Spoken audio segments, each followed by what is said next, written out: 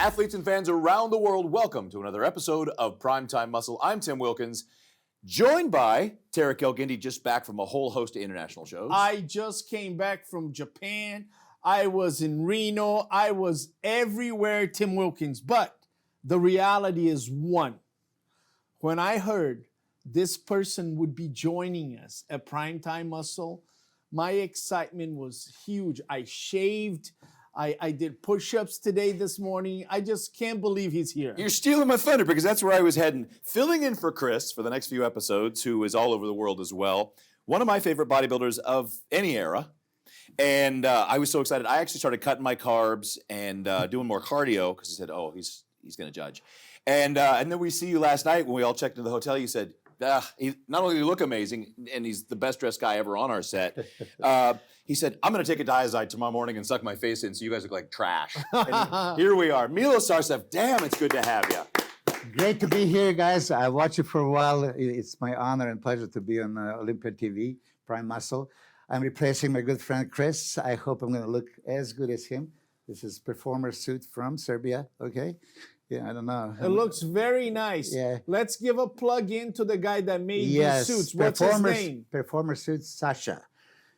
Okay, so let me tell you, there is Marcus Rule that is wearing it, Michael Hearn, Urska Lichansky, you know, so. Wow, yeah. Performing suits by Sasha. Yeah, by Sasha, exactly. It's performer suit on Instagram. Okay. So does he make off-season, mid-season, and on-season suits? Okay, I'll tell you this story right away. I went to Thailand like back in the 90s with Dennis James. And then I made all kinds of suits, and I was 282 at the time. So that was 99. 2002, Dorian Yates invited me to MC his show, right?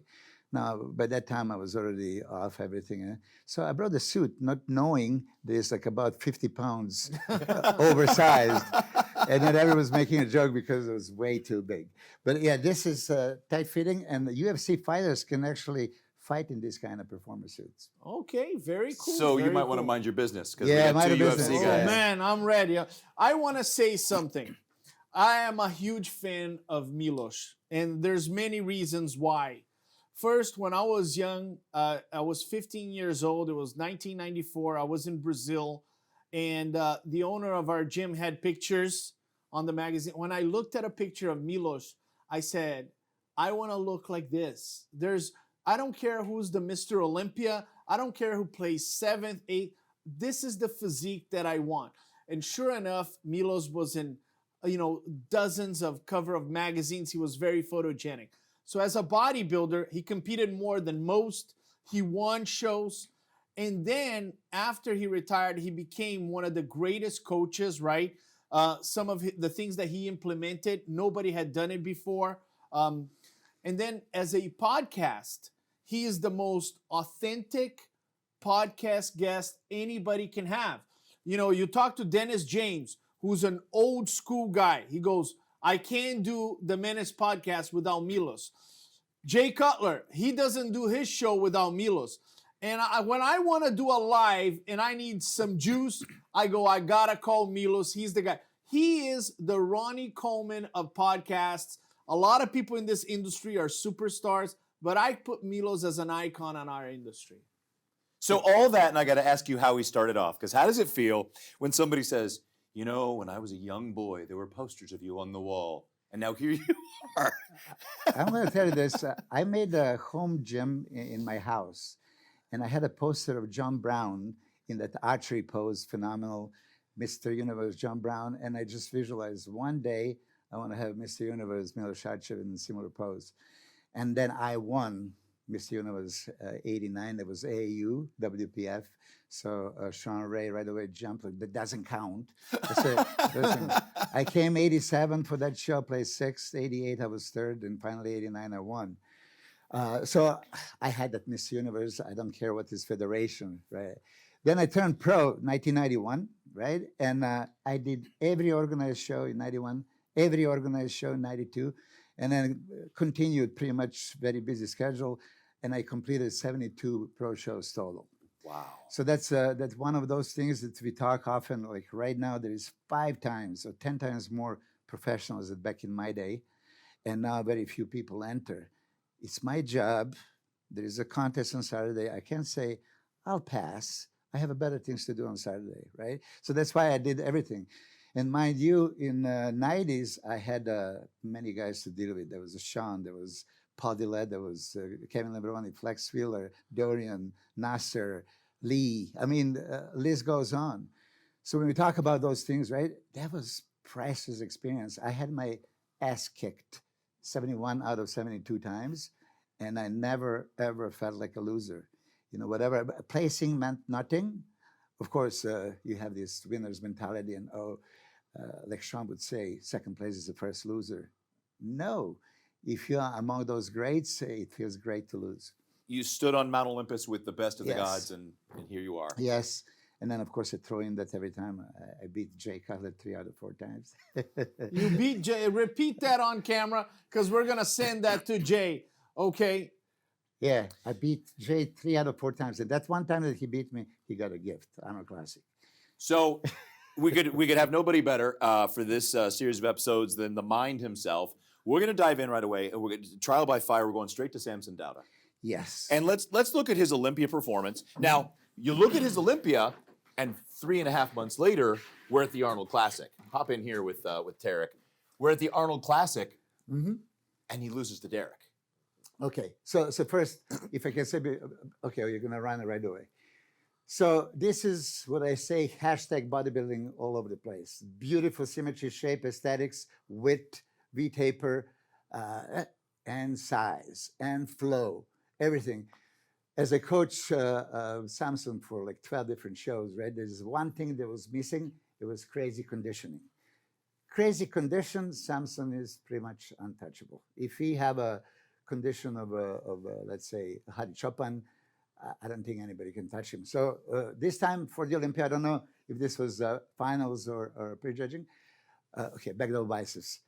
When I started working with him, he had hardly any back and delts, and back was improving, that now is contesting the best of the world. He's standing there next to Derek Lansford and giving him hell.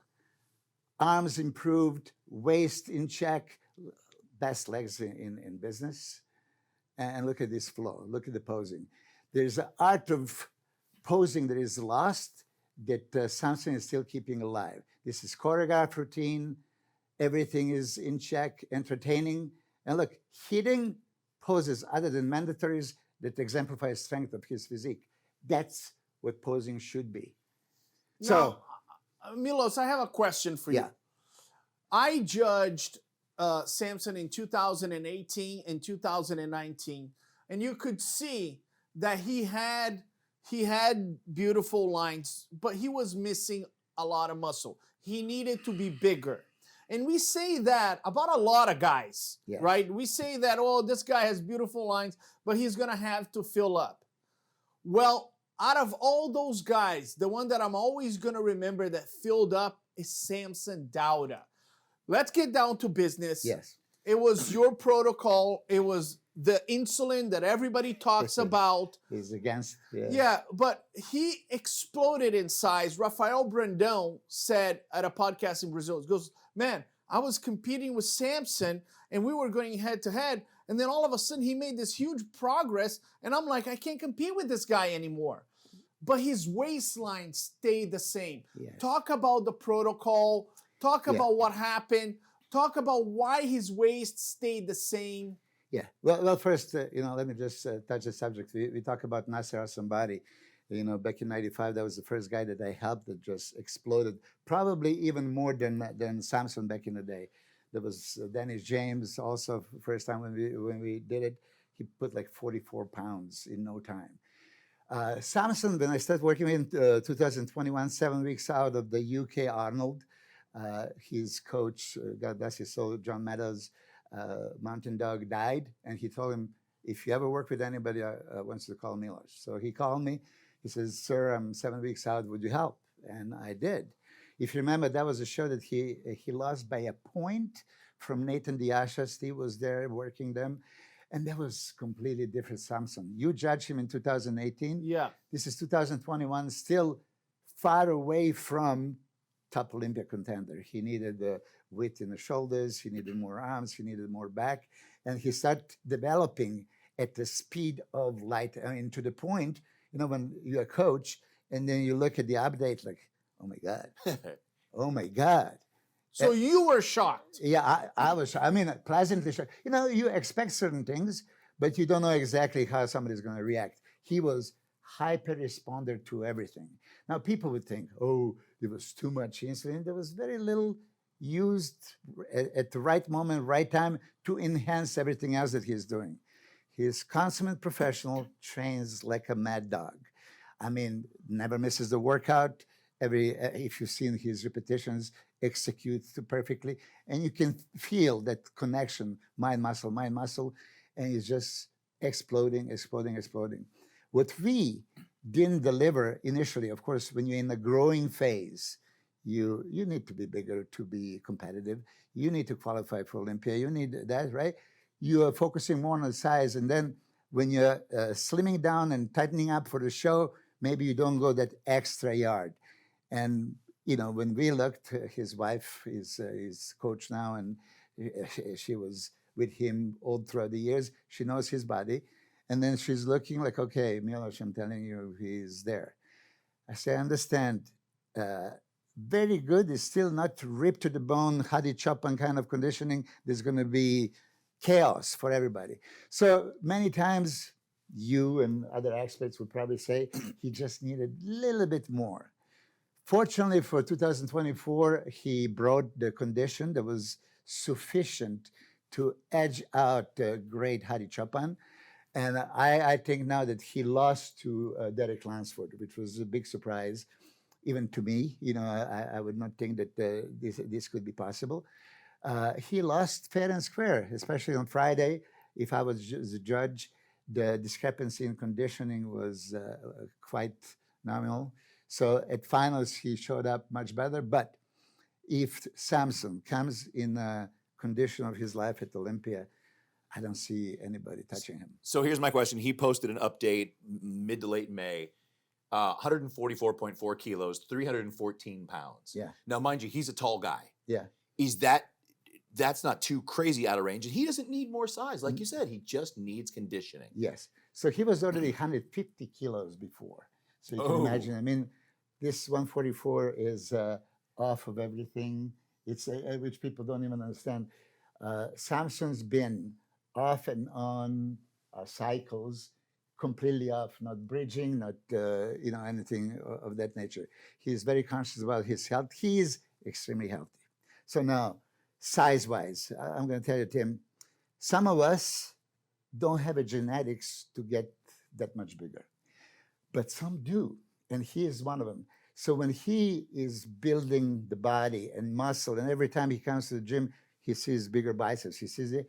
How can you say, oh, let me put the brakes and I'm satisfied with this. So you keep pushing. The good thing about Samson, the bigger he gets, the more symmetrical he even gets. The waist stays the same, back expanded, arms, oh my God, shoulders, right? So now that he knows he doesn't need to get bigger, he doesn't need to be 300 pounds on the stage because he's oversizing everybody. He just needs to get chiseled. Now, I have a question. You said, Tarek, he responds a lot better than most. He can grow a lot better than most. I was a little shocked how fast he was responding. Let's go back to conditioning. Does he have the genetic to get bigger, or when it comes to conditioning, he cannot get as lean as Hadi? Because we've seen great bodybuilders that couldn't get lean like some of the other bodybuilders. And listen, I've told Samson, you don't have to be as lean as Hadi to be Mr. Olympia. That's how great you are. You're going to win in symmetry. You're going to win in size. Your presentation is flawless. So even if you're not conditioned as Hadi, you can win. But my question to you is, can he get as lean as Hadi, or is not in his genetic makeup to get that lean? Okay, so we don't know if genetic makeup for him is to get that far because he didn't maybe diet as hard as Hadi. He didn't do as much cardio. He didn't, maybe train the same way. So when I started working with him, I told you first he did the UK, then Italy, then he went to Egypt.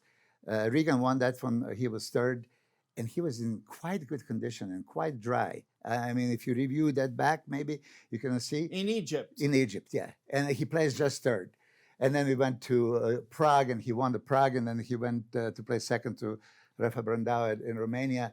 And then we went to Arnold Classic in 2022, which he already placed respectful for, to Boston, to Olympia. Olympia was that a breakout. Yes, maybe, you know, he was far from condition that he needed to be, but he needed to establish himself. He was fortunate to stand right next to Big Ramy.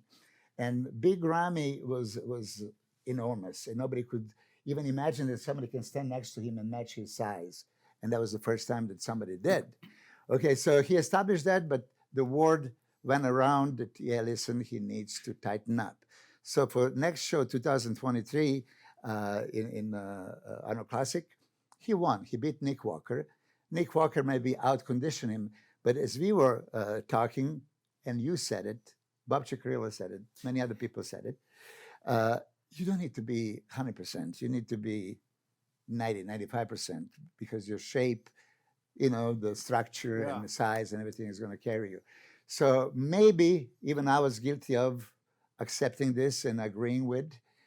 But then when I realized they're going into the Olympia, I said, listen, we need to go a little bit further, a little bit further, a little bit further. And that Arnold Classic 2024 that he lost to Hadi. Yeah, he had that maybe, I'm not going to say rude awakening, but he had an alarm. Okay, listen, I have all the size. Now I just need to suffer. So he suffered, and he looked better at Arnold, almost beat Hadi, and then he came back to the Olympia and won. We got to go to break, but I'm going to ask you a question because everybody's going to say, can he win? Of course he can win. He's Mr. Olympia. Yeah. If he comes in and nails his shape and figures out his conditioning, how long is his reign? 3 years? For many years. I mean, he is so dominant. He's one of those freaks when we talk about, and often I compare him with Ronnie Coleman and then say, how dare you? And before they would call me biased coach, I'm no longer his coach. I'm just an expert and a fan, passionate about this. And I see quality when I see one. And Samson had that kind of quality. Combination of everything. All the mandatory poses are spot on, and the shape, V-taper, aesthetics, everything except conditioning is not at that level that he needs to be Mr. Olympia condition. Well, we're going to talk about that and a little bit more when we come back on Primetime Muscle.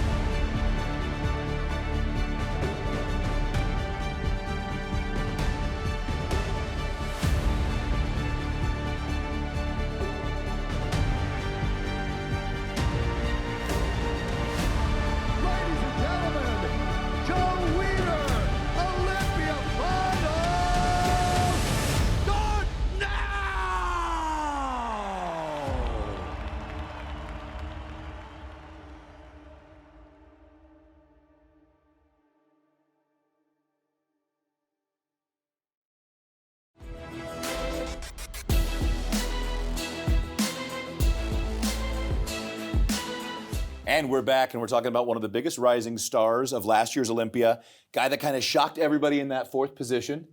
And Martin Fitzwater took his stage this one time. Out of the top 3, you got to requalify. Of course, the top 3 at the Olympia right now are all former Mr. Olympias, so they don't have to qualify. Yes. But Martin's got to get on a stage somewhere, and then where does that put him? Pittsburgh Pro. Well, he's already qualified. He already qualified from Prague. From Prague last year. He beat C-Bum, so he's already qualified, yeah. Martin has a different, interesting story because he wasn't on the radar at all. I mean, the only thing we were talking about him was that he lost to Andrew Jacked, and he made a comment about Andrew Jacked, and people criticized him. I met him at the Nationals, and he said, I'm going to take a year off, and I'm going to come back stronger. I said, a year off? And he goes, yes. Well, it turned out he came in, and he really put some ass. He won the Detroit Pro against Gudovito. and then we all know what he did at the Mr. Olympia. Now, going into Pittsburgh, he was thinking, and he should have been thinking, that he was going to win that show. He goes, I just placed fourth. Derek placed third. You know, I gave hell to Nick Walker in New York the previous year. This is my show. But it turned out that he placed third, and we all know he was disappointed. I think Martin is a young guy in the industry. He's young. I think he needs to look at himself and say, I want to be Mr. Olympia, but I'm still young. And he's going to have down slopes in his career. Just like Samson. Samson thought he was going to win the Arnold, and he didn't. Derek, he thought he was going to retain his title. He fell to third. I love Martin Fitzwater, but my advice to him is you got to be strong mentally to know that as you place fourth in the Olympia and you shock the world, you're going to have disappointments. You got to keep going. Yeah, well, I seen Martin first in Texas. That's how I was introduced to his physique. Everything is there. When I say hashtag bodybuilding, he's one of those thick, wide, V-tapered, everything is there, right? He didn't have a condition. Then he came back to the Texas, went to the UK, Arnold with Andrew Jack, like you said. And then I guess he was applying for the Arnold Classic Ohio, but he didn't get invitation that year. So he went to Detroit and won that show. And that was the first time glimpse of Martin that said, like, hold on a second, this guy could be a danger. Sure enough, he didn't need to go to New York. And that's, I commend him for this. He's qualified for Olympia. There's a show that he know Nick Walker is going to be competing. He took that chance to go there, be seen, be on a stage, propose, and with the top 3 Mr. Olympia competitors. And he almost beat Nick at that show. Then he goes to the Olympia and shocks the world. That was great, Martin. That was Martin that could be danger to everyone. Now, we got some video here. Here's this kind of stuff I want to ask you guys because, you know, everybody thinks their first and best cure right away is more muscle, more size. Yeah. Hop on in here, Milos. Right here. So this is right here an upsized Martin Fitzwater. But aside from the conditioning, what you're up against, and Tarek talking about him being young, is the mature quality muscle of William Bonac, who knows exactly how to dial in his body after this many competitions. Bonac is 43 years old, and he is consistent as Dexter Jackson. You never see him out of shape. Condition is spotless. He's actually improving at that age. Legs came up big time. You know, the detail on the back also. I love William, and he's contender in every show. He was battling with my Becruz last year. He beat Becruz in Spain, lost in Dubai. So he is definitely a contender. William, if you're listening, I hope you're not gonna quit this year. There is many more miles in you. Going to Martin. After I said spectacular Mr. Olympia showing, he wanted to do the Prague show and he battled with Chris Bumstead. Let's face it, I'm gonna say it, Chris Bumstead could have beat him in that show. It would be a horrible thing for bodybuilding because open fourth Olympia contender is losing to the classic physique. It doesn't fit well. He won. Thank God for open bodybuilding, right? But I'm going publicly and saying what you're saying is that in that show, you said, I would have Chris Bumstead ahead of Martin Fitzwater. That's what you're saying. Exactamundo. Okay. Exactamundo. You can say whatever you want that's here. it, but I'm not the You judge. can say whatever you I'm not want the here. judge. Listen, there's a lot of attributes to Chris Bumstead when he says structure and shape and aesthetics and conditioning that, out-conditioned Martin. You know, so speaking of that, he started losing conditioning already at that show. And just think about it. Of course, you have a coach and you nail to the last nail at the Olympia, right? So you just repeat the same thing next time. It's no-brainer, right? And you repeat and it doesn't look exactly the same. And now the same fast forward to the Pittsburgh, I'm sure he was thinking he's going to nail the condition just like he did at Olympia. And this is what we see. Good, but not great. And now at this lineup, is this competitive? Not if you have a Derek Lansford, not if you have a Nick Walker. Nick Walker. Yeah. So even William Bonac was very much in race with him for the third place. He placed third. I'm sure he's disappointed, but listen, as you said, ups and downs, no guarantees. Sometimes I would like to give 2 first places, even 3, right? But somebody has to be first, somebody has to be second and third. So Martin has all the tools to go very, very far. He needs to nail that conditioning. He doesn't need more size. I would say biceps can be more peaked, triceps can be more hanging, okay? Small waist. Lats could flare a bit more, or pose that more, different. Yes, legs are good, but not as sharp. He looks to me like super glycogen loaded, so which in a sense you kind of want, but not if is at expense of separation. Yeah. Side chest, excellent, but not as good as Olympia, and back double biceps, definitely. Ham's looking good there. Separation, glutes are striated for that size. It just looks like he may have missed that last 3 days of science, or could he used 4 more weeks? Yeah, he needed to be a little bit leaner, a little bit drier. There were reports that he's coming 10 pounds heavier, and for some reason, many people always think heavier means better, and heavier does not mean better. If you already placed top 4 at Olympia, you will compare with the Hadi and Samson and Derek. Some people believe that he could beat Derek, right? That's the size. You don't need anything else. So as we were talking about Samson, he was getting bigger, and you can't stop because you're a bodybuilder. Stop right there, guys. Go ahead. Yeah. I just want to have you look over your right shoulder. Look at the conditioning of William Bonac. That's what you have to bring at this level. And you saying to William, if you're still winning pro shows, you're not done yet.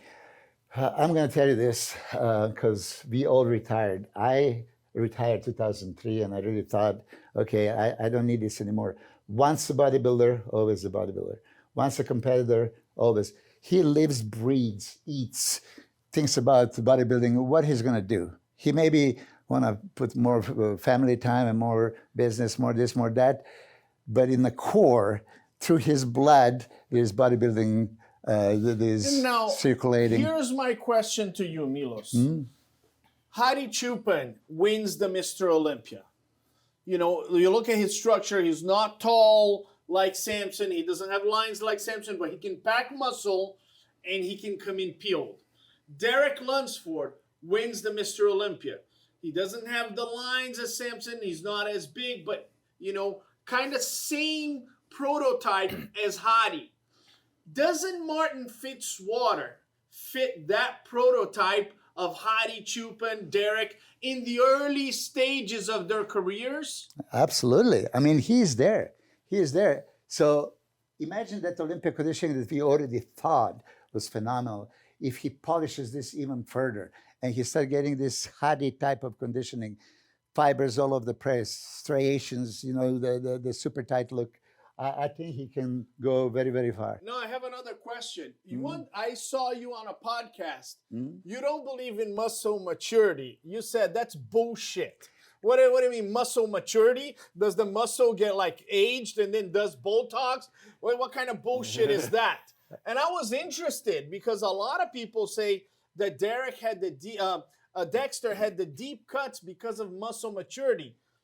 Does muscle maturity exist, or it doesn't? Okay, so let me put it this way. They were talking about Derek needing to mature, marinate, or whatever from the front because his shoulders, chest, arms were not really tight, striated, and all this stuff. And say he needs more time. When I was 17 years old, I had striations all over the place. Okay, and many other people, you have those striations genetically. You have that. It's not, oh, you can train for it. Yes, if you train with the isotension principle of Joe Weider and squeeze and squeeze and squeeze the life out of it, you're going to become harder, and those striations can pop. But it's the way you train. As far as William, you were pointing out, William beat Hadi Choopan in 2019, the first show, right?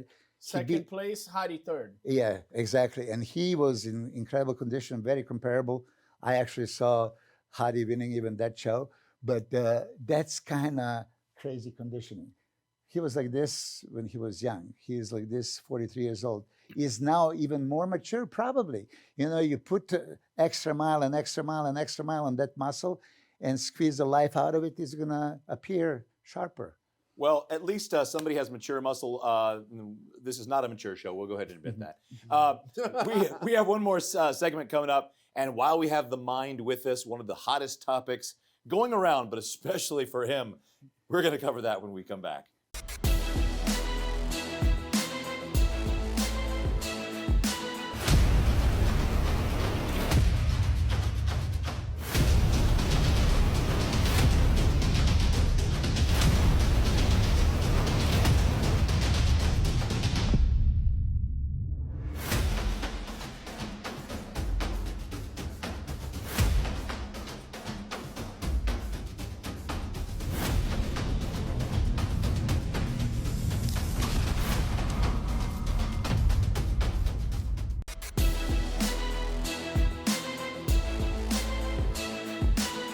Final segment, and it is a hot one. This has come up for you a couple times, hasn't it? Yes. Is the vacuum a pose? And I love the way you put it. Yeah, vacuum is to vacuum your house, and that's it. Yeah. Okay. So you're the judge, and you're passionate about bodybuilding and all that stuff. Vacuum is fake. Okay. So I was saying just to Dennis and Chris, this is like picking up some girl in a club, right? The corset and small little waist and everything happening, right? And you bring her to the room, and she, takes it off, and just everything drops, right? So we were talking about a few guys having vacuum small waist or having a really small waist. Enter Behruz Tabani, smallest waist. Chris Bumstead waist that is same. Chris Bumstead doesn't need to do the vacuum. He does vacuum because it looks good. It's a classic pose, so he does it. Arnold invented to hide his wide waist. But even though bodybuilding is illusion, are you judging physique or illusion?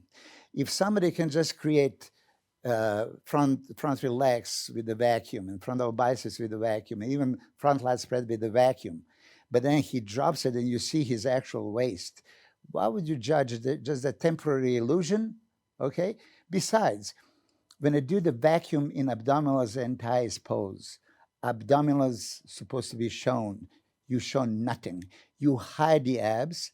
You show the bones. So it's like that's not abdominals and thighs pose. I disagree with Tyler. He said that he would allow the one that intercostals, the William Boyniak was doing just now, vacuum and abdominals. Abdominals and thighs is show me abdominals, show me your thighs. See, that's why I had to move to men's physique, because my vacuum was opposite. In the abdominals and thighs, I could vacuum my thighs and I would show my abs. I could make my thighs disappear very easily. They would just suck into the quad. It's gorgeous. You don't want to see it. It's now, Milos, let's go back to who started talking about vacuum. We had the big guts, right? We had that long time where a lot of people, were complaining, the fans were complaining about the big guts. And then Arnold goes on the mic and said, what's going on with all these big guts? Nobody can do a vacuum anymore and this and that. And then Chris Bumstead comes to the scene, right? And he pulls a vacuum. He not only did the vacuum here, he turned around, right, to show that his waist was small. I'm going to respectfully disagree with you and also agree with you.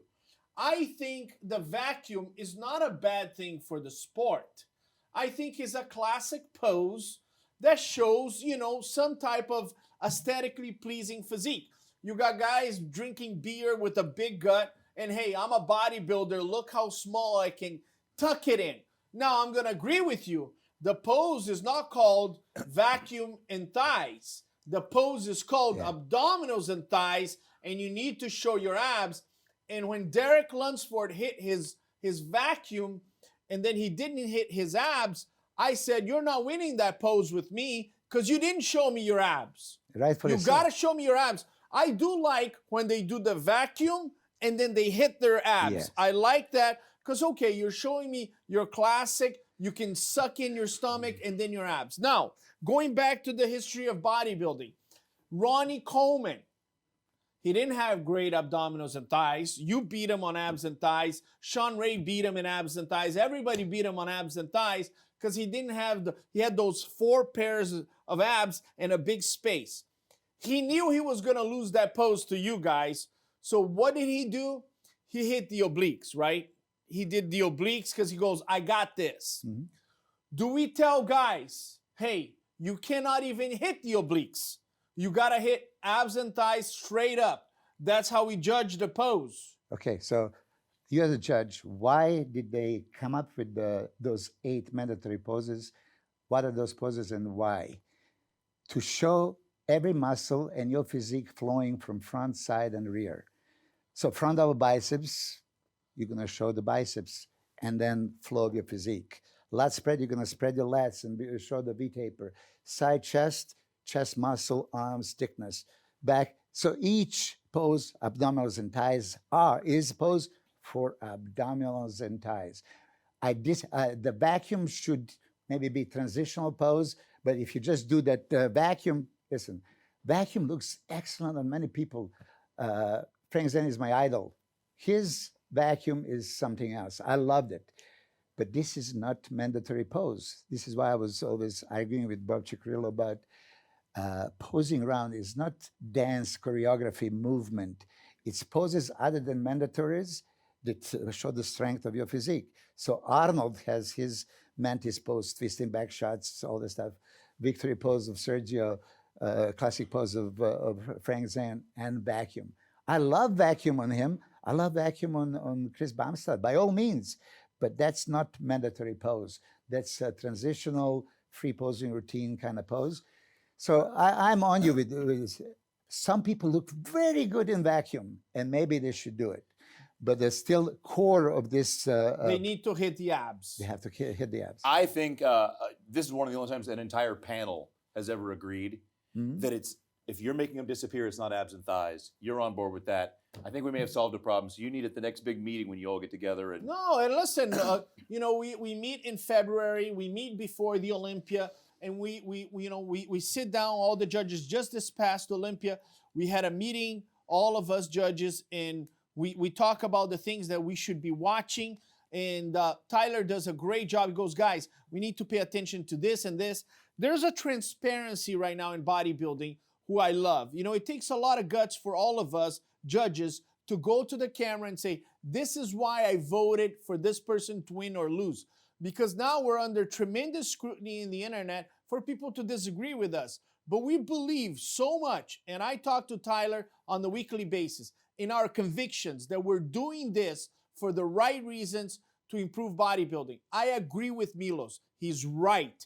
You want to win on abdominals and thighs, hit your goddamn abs, okay? But I'm also going to say I love the vacuum. I think it displays to everybody in bodybuilding and outside of bodybuilding that you can tuck in your stomach, that it looks pleasant. Now, I'm going to ask Milos again. Milos is very traditional about the mandatories. Yeah. I agree with you. They were created to compare physiques. Now, do they have to hit the most muscular one specific way? No. Or your favorite most muscular? Because right now, if you're telling me no, then you're saying, Tarek, I allow variations on a pose. Yes. Okay. So what does most muscular pose stands for? Most muscle. Show me the most muscle, where your physique looks most muscular. So if you remember, and everybody criticized me, I show Andrew Jack how to do the most muscular that he did at Arnold Classic, but it's not conventional. People didn't like it because it's not what is expected. Why we don't choose to be authentic? And this is most muscular pose. There's many different ways to do a crab, anything. He was doing in a way that when Chris Aceto and I were looking in a room, Chris Aceto, biggest expert in this, said he's going to bet his house he cannot lose that pose. This is how great he looks. Shoulders out of this world, chest full striated, abs showing. And then because he had a little bit longer forearms, he was hiding them in that position. It looks maybe awkward. And because if it's a new pose, you hit it just 10 times, it's not the same as you doing it 1,000 times. You have to look comfortable doing it. But if you ask me, which most muscular. I was looking for my most muscular pose. You know, that picture here is. I think I look humongous, and that showed most muscles for my physique, and I was a traditional one. I didn't do the crab. I didn't do the hands on hips or stuff like that. Well, we have determined then the best way to show abs and thighs is to have abs and thighs. And one of the ways to have shredded abs is the right supplementation, isn't it, Derek? Yeah, listen. Who would you turn to for the best supplementation? Here's the bottom line. Put the camera on me right now. Summertime is coming up. It's not enough for you to call Milos and say, Milos, I want to get a personal training session with you at Torture Gym. It's not enough. You're going to need to bring the house down. And for that, you need one of the best pre-workouts in the business. Oh, God. I have it right here, guys. Let me bring it. Super Freak. This is so powerful. And I know Jacob Frank. You're not only able to do legs with Milos, and man, those weights are going to be thrown around. Iris Kyle, she's not even at the gym. She's going to be yelling because she can hear them in Las Vegas. And afterwards, you can even go dance at Encore Beach Club with your Super Freak. So this summer, I want you to take this supplement followed by Pro Zero Vanilla Style. This is the only protein in the business that has 0 sugar and 0 fat. I repeat, Milos, are you listening? 0 sugar, 0 fat. Beautiful. 0 sugar and 0 fat. This is the vanilla one. Well, thanks to Global Formulas, as always, for making this show possible. And thank you for being here. This was amazing. This was everything we thought it would be. I loved it. Well, there are more episodes with you coming up. We thank you for joining us. And Derek, as always. I'm ecstatic to be here. This is going to be a fantastic show segment. And we have more weeks with Milos. We have more weeks with Milos. I'm Tim Wilkins. We thank you, as always, for joining us on Primetime Muscle. We'll see you next time.